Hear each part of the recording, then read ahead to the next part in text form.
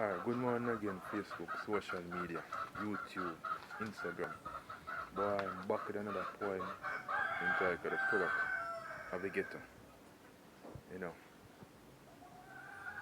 All them said nothing no good no come out of the garret. So. But me is a prime example that a lot of good come from within the garrison where there's no comparison. The Bible said, can anything good come out of Nazareth? But at this Christ chose to live and dwell and power with the poor, not the highly sophisticated upper class people.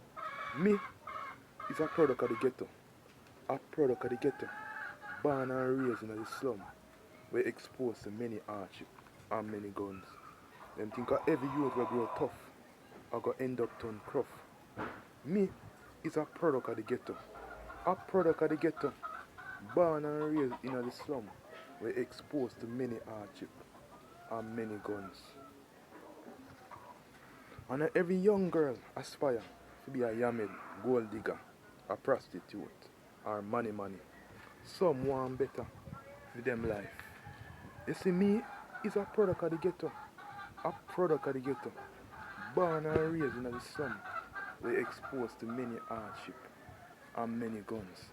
And every youth aspire to be fully done, scammer, gunman, or chopper. Some want to be pastor, some want to be architect, some want to be scientist and entrepreneur.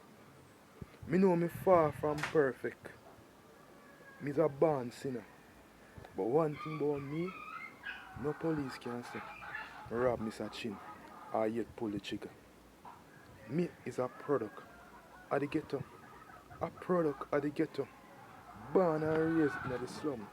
We're exposed to many hardship and many guns. In the ghetto, from another subject, a 95, the cash pot and the corner shop become your university and your daily bread. But you see, me is a product of the ghetto, a proud ghetto youth, a proud garrison youth that that represent and that shows good can come from within the garrison.